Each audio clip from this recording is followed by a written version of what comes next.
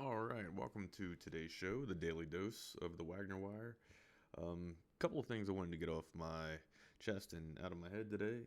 Let's talk a little bit about the NFL draft coming up.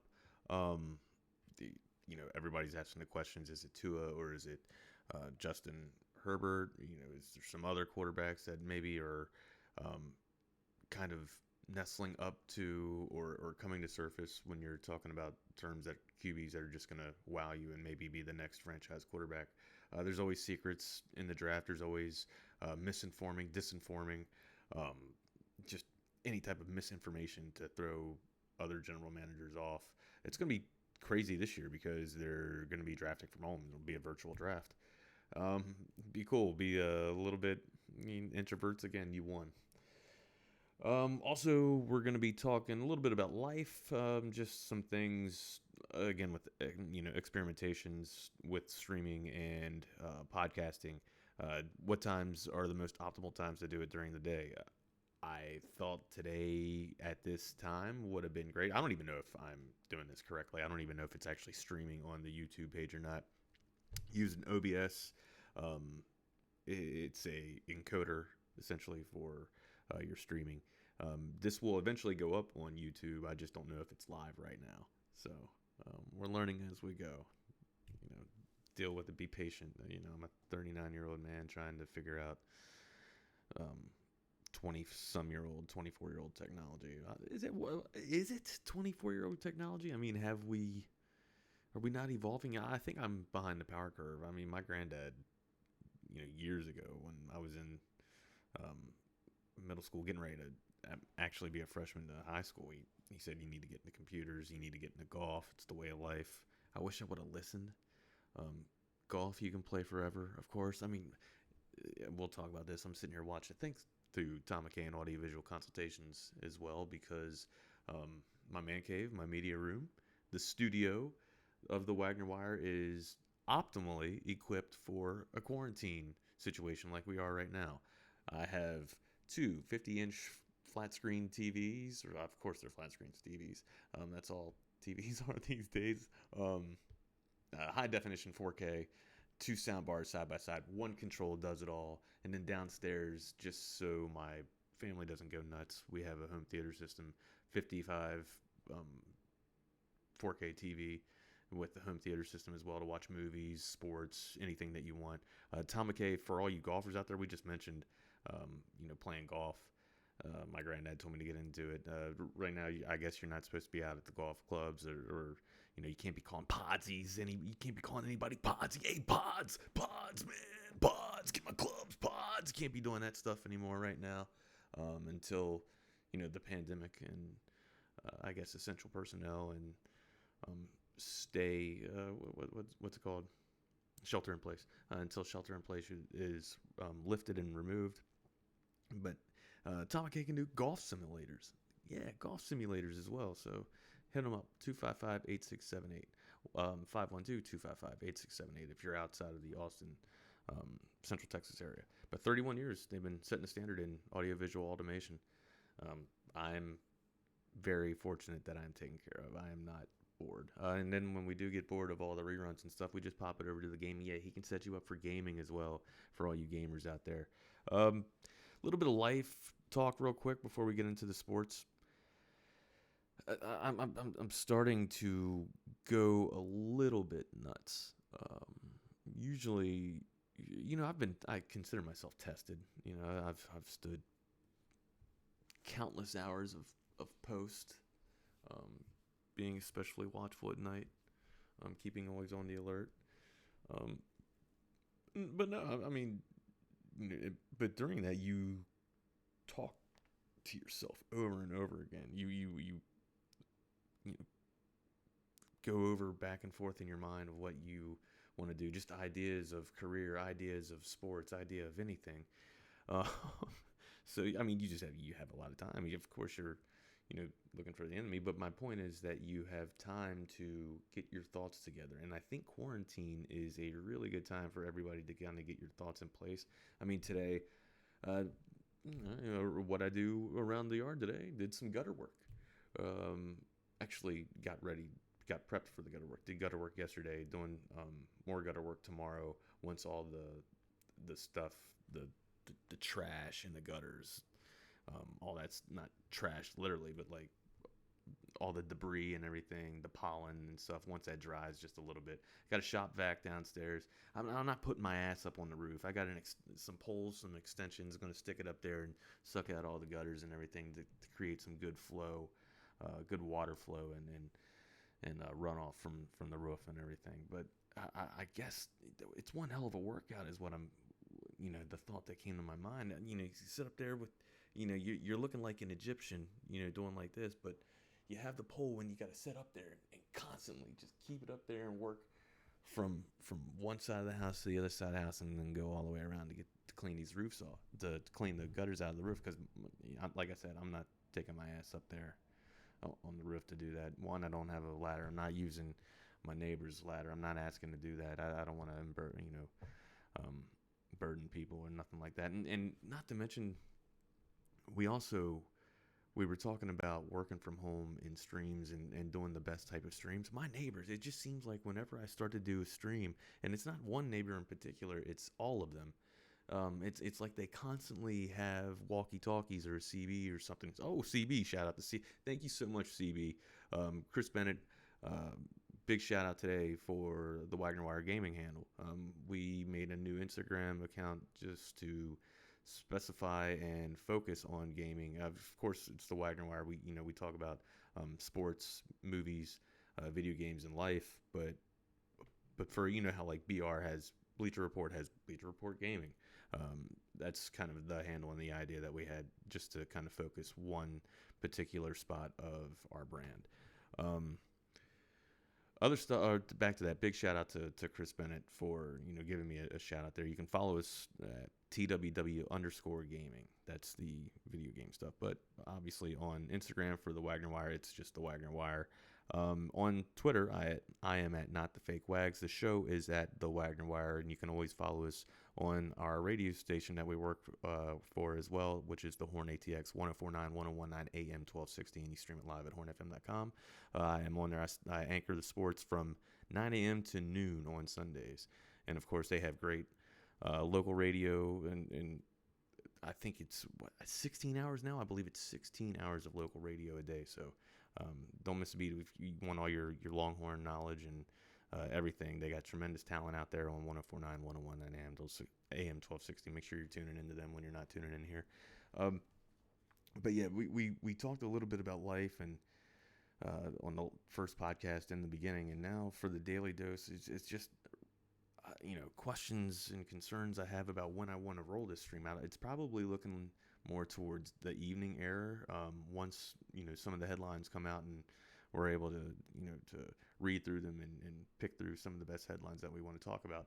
I know not much sports out there right now. I mean, God, I played League of Legends daily fantasy sports last night. Won $1. Big time.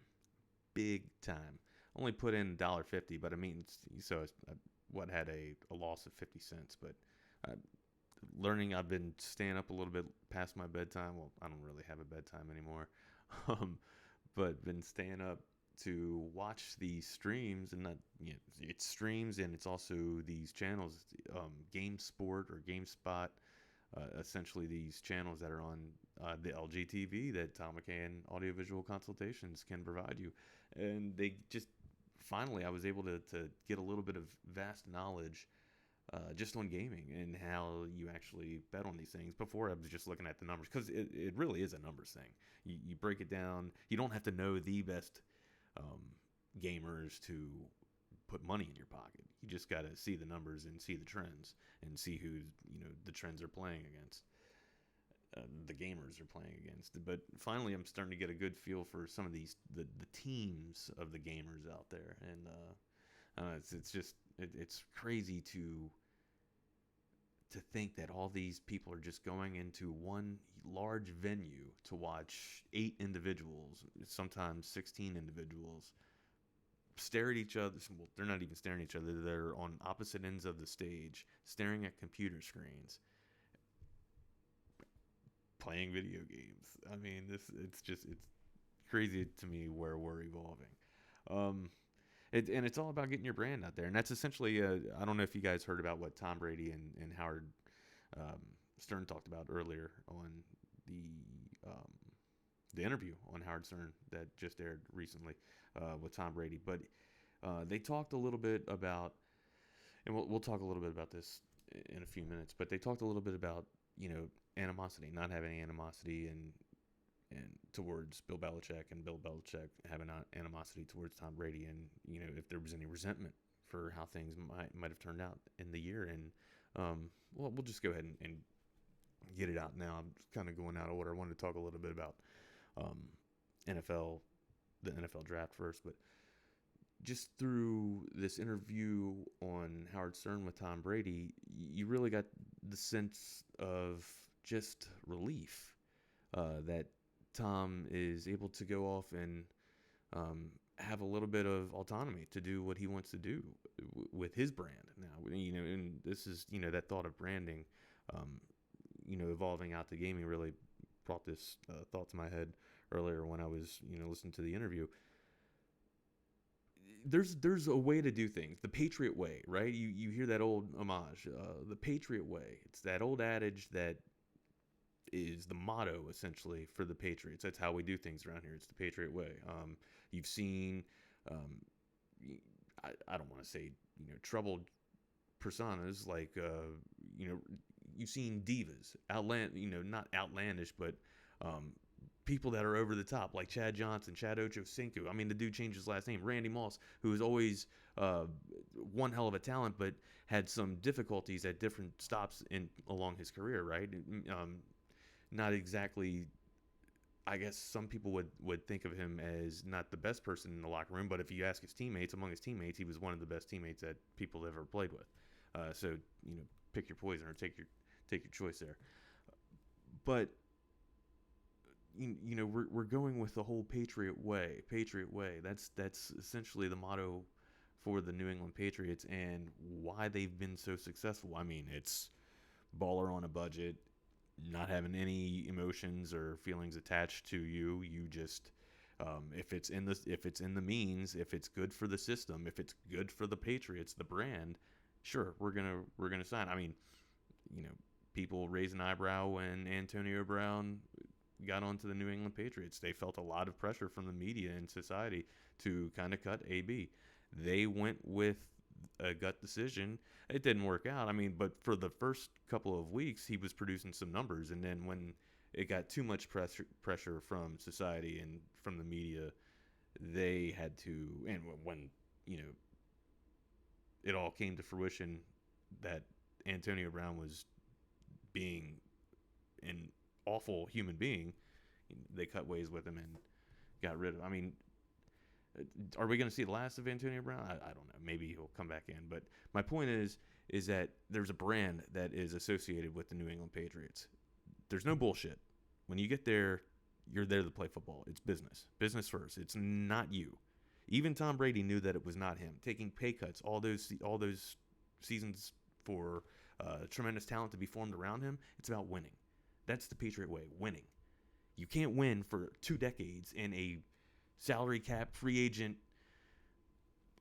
chaotic monstrosity of a league and still reign at the top. Just consistent success. And that's, you can say the Patriot way. There's different types of descriptions that come to my mind when I think of, the Patriot way. So many different adjectives that you can describe them.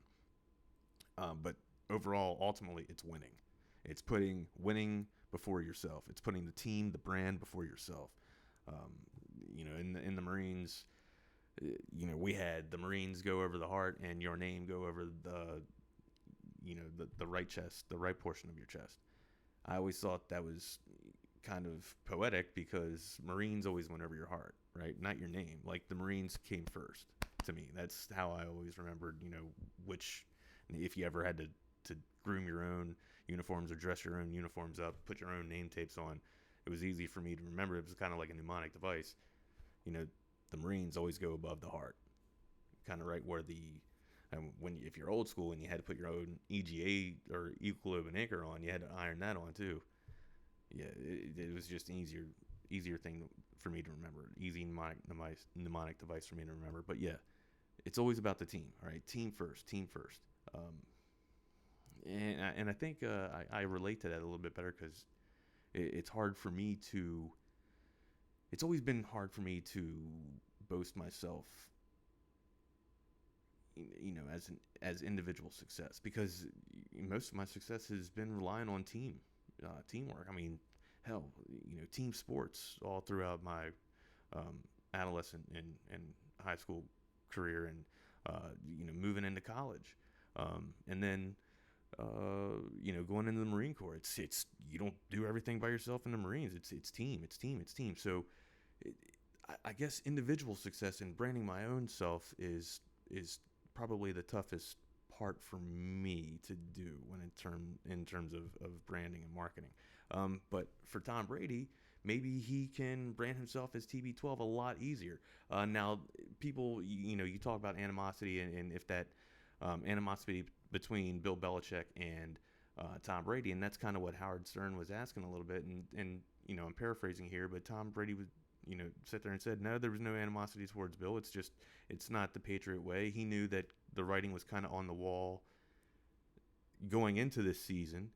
But still, when you're in New England, there's a way to do things, right? You're branding the Patriots. You're not branding yourself. And he also expressed to Howard Stern, Tom Brady also expressed to Howard Stern that he's, there's no animosity towards the way things worked out in New England. He'll always love, Patriot fans forever, Pats Nation forever. But it's also exciting for Tom Brady because this is the first time in his life that he's able to go out there and, market himself.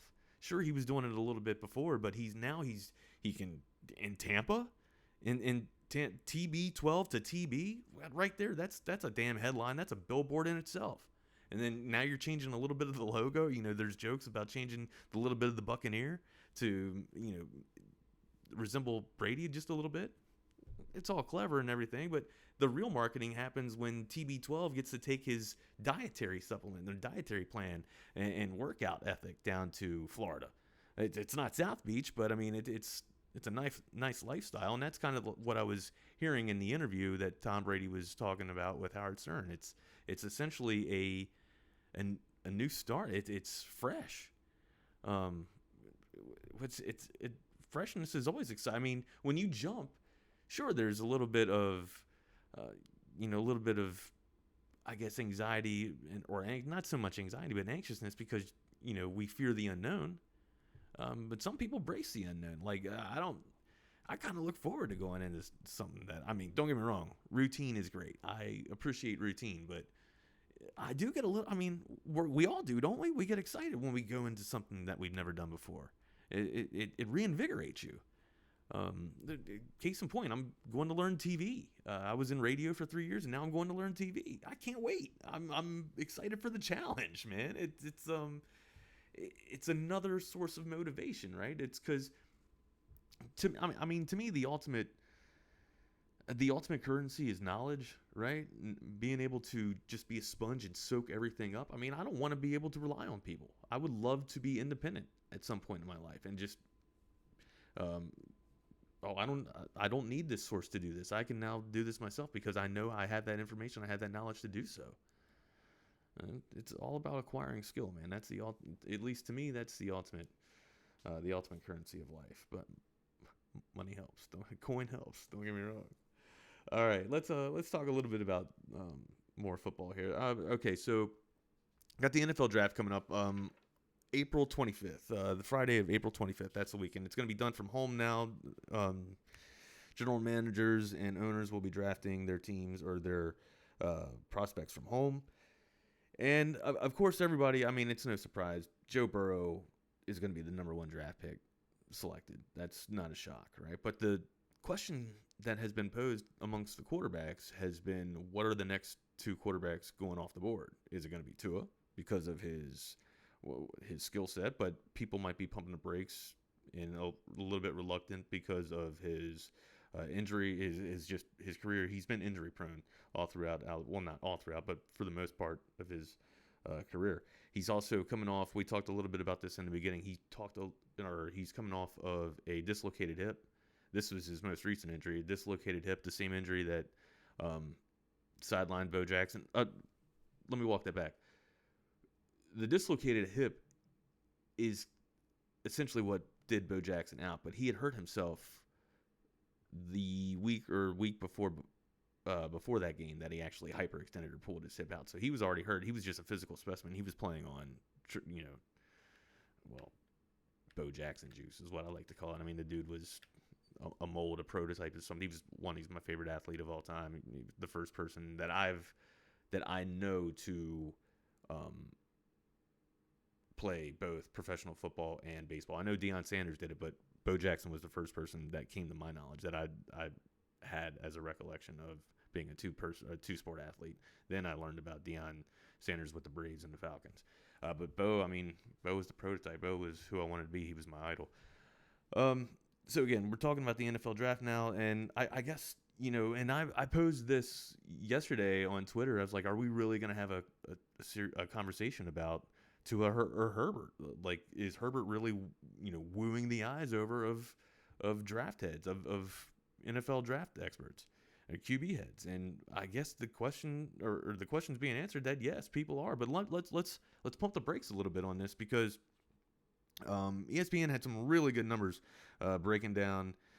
It was in their headlines today, just breaking down some of the numbers of when the QBR of these quarterbacks when they're pressured, and the QBR of when these quarterbacks are blitzed. Now, obviously, the blitz, it's going to be a little bit easier to notice from the pressure, because if you're seeing a clear blitz, like, I've never played quarterback before, but it's pretty common knowledge, I would think, that you throw into the blitz.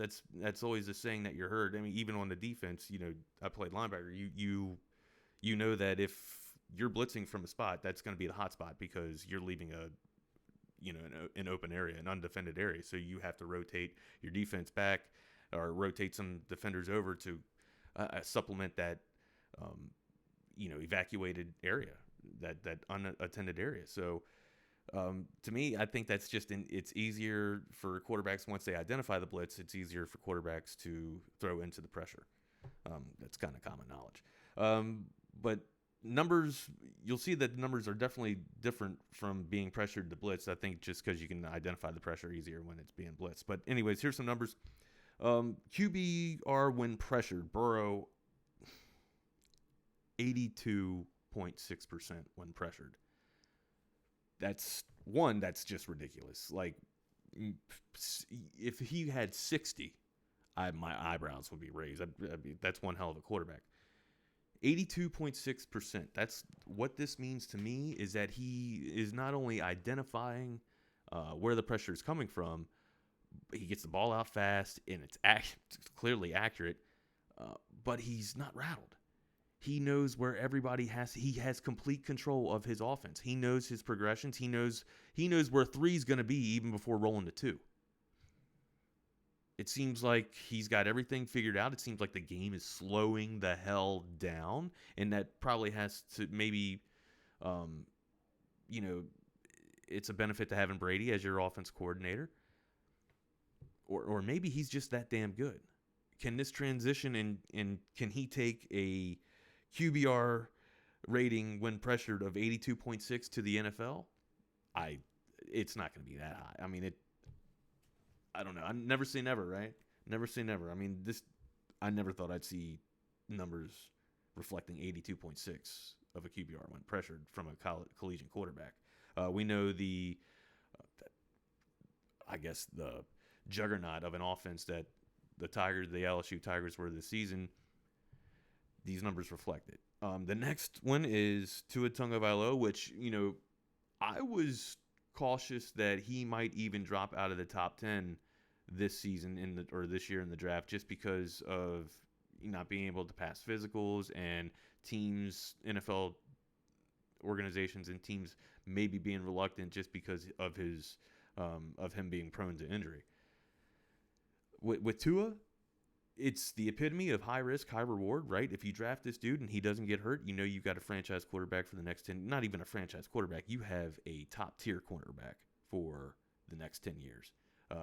This southpaw can sling it, man. I mean, and not only that, he's just fearless, and that's probably why he gets banged up from time to time. He takes a lick. Bucky Gobble, you can hear him on Bucky and Aaron, obviously, from 6 to 10, Monday through Fridays on 104.9, 101.9 AM, 1260. But he makes the old joke that he doesn't fall right. He doesn't fall good. He's got a good point. I mean, when he falls, it always looks like he's falling on something terrible. He never uses the break fall. I mean, we're all taught to fall, right? Break fall, you use the meaty portions of your forearms to go down, or an extended limb can be a broken limb, so keep things tight. He's got a point there, man. He doesn't fall properly. So, again, we all know that old adage, right? No one hits harder than the ground. The ground is the hardest hitter. But Tua, his numbers, QBR when pressured, 44.1. Well, I mean, again, 82.6 from Burrow to 44.1. It's a tremendous drop-off, but that's kind of the average, right? That's kind of the norm I mean, I think Bradford had somewhere around, or not Bradford, Sam Darnold had somewhere around 50-something, 55 or 56, somewhere around there when he was at USC. But it's astounding, 82.6. It's just tremendous. So, again, I think Burrow is going to be, I think he's already proven. I think he's just going to keep doing this out. There's no way in hell that I think this kid's going to be a bust. But Tua, 44.1. And then everybody's asking me, where's Herbert? Where's Herbert? Let's get to Hurts first, all right? Jalen Hurts, 38.8. That's next under Tua. You want to say where's Hurts? Or, excuse me, you want to say where Herbert is? Herbert's down at 7th. Right underneath Love, I think, at 7th at 16.3. That's his QBR when being pressured. So, people saying that, and again, I've had a lot of back and forth with people on Twitter, and you can find me on Twitter, not the fake wags, but people are saying that, it depends on the right system for Herbert. Herbert looks great. And, Herbert looks, he looks pretty. He's going to woo your eyes. And he can make all the throws. He really can. But he has what the fuck moments. He really does. And excuse my language, he just really does. There's no other way to explain some of the throws that he makes. It's kind of like Eli's third no shit arm that I used to say.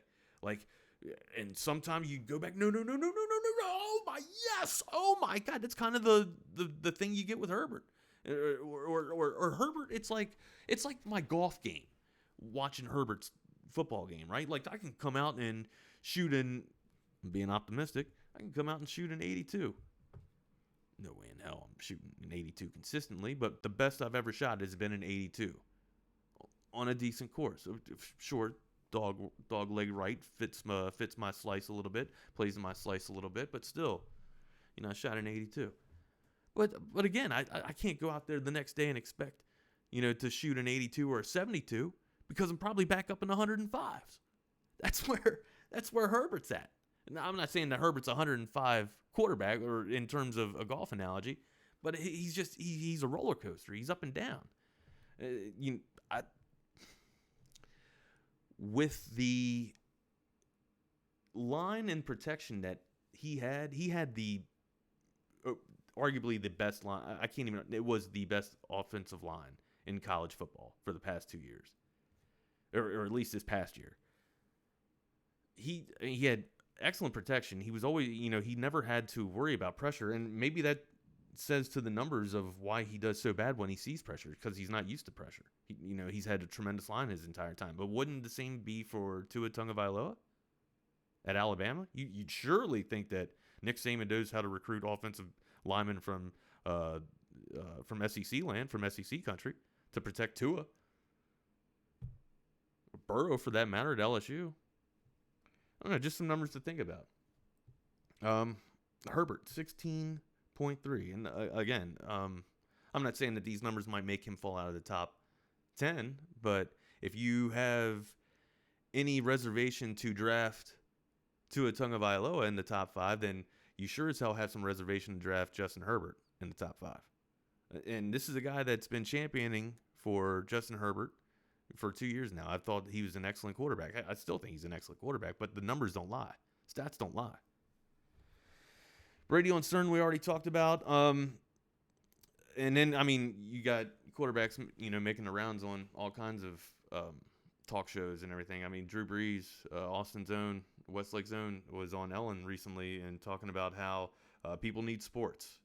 People are really aching to have sports right now, and he's absolutely right. I'm desperate for it. We're all kind of desperate for it. I've watched, not that I have a problem with it, but I've watched the MCU over and over again, countless now for about a month, trying to get just knowledge and Easter eggs out for these podcasts, the series of podcasts that I'm rolling for the Marvel Cinematic Universe.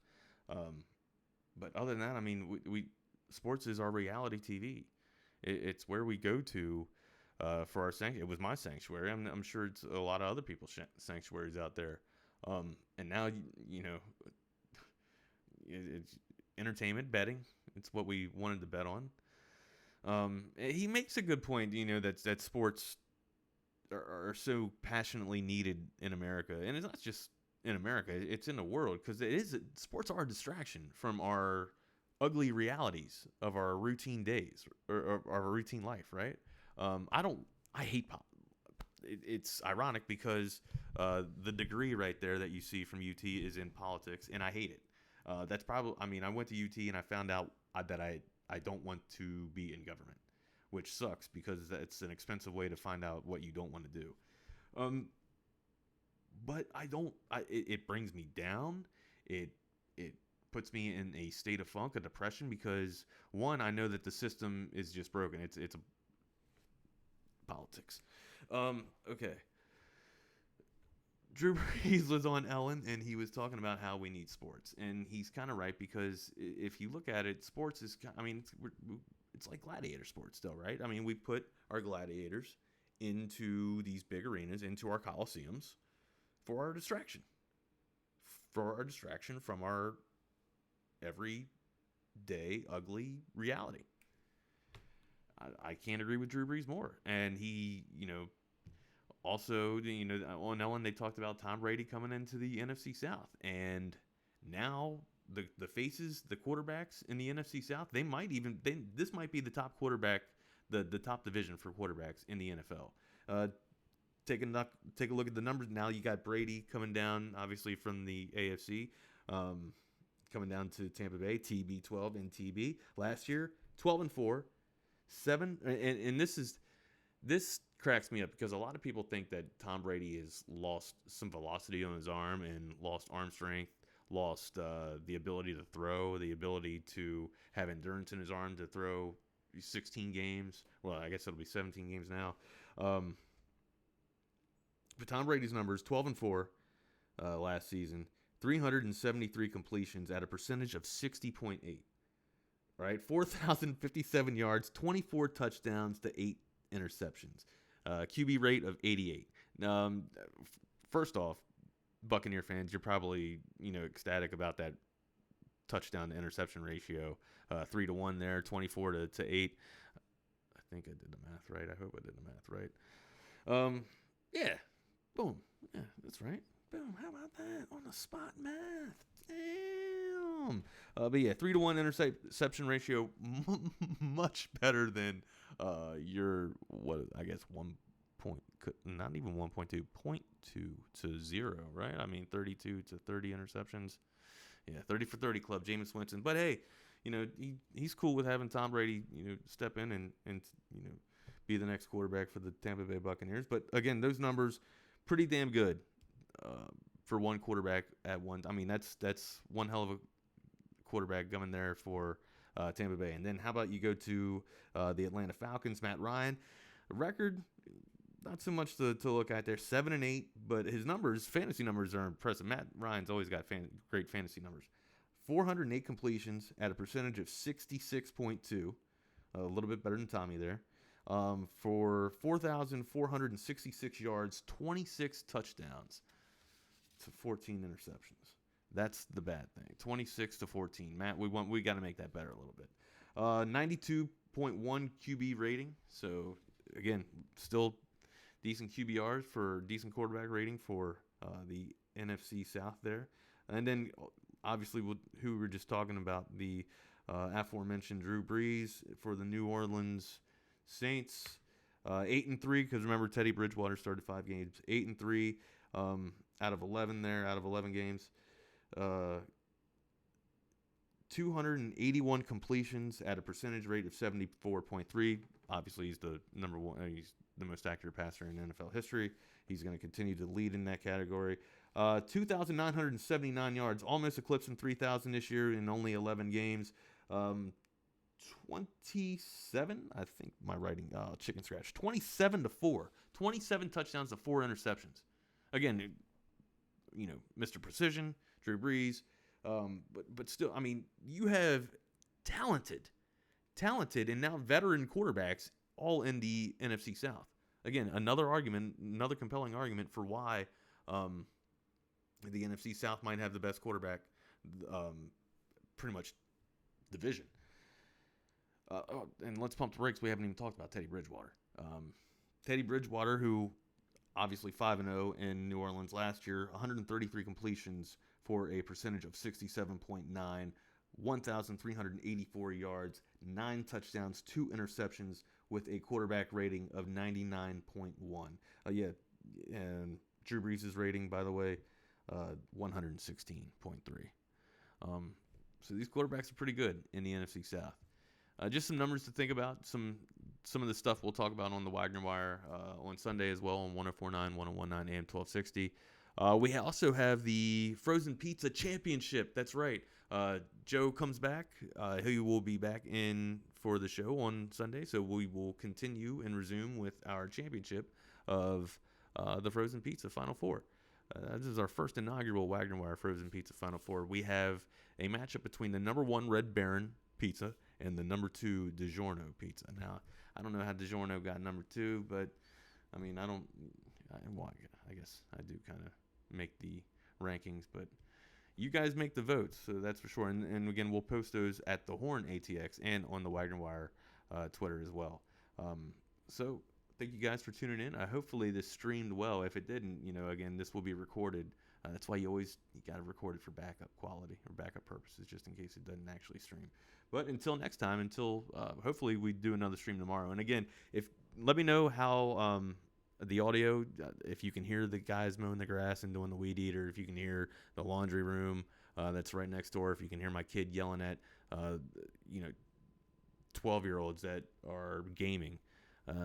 Give me some feedback here. Love you guys. Thank you guys so much for tuning in. And until next time, enjoy the ride.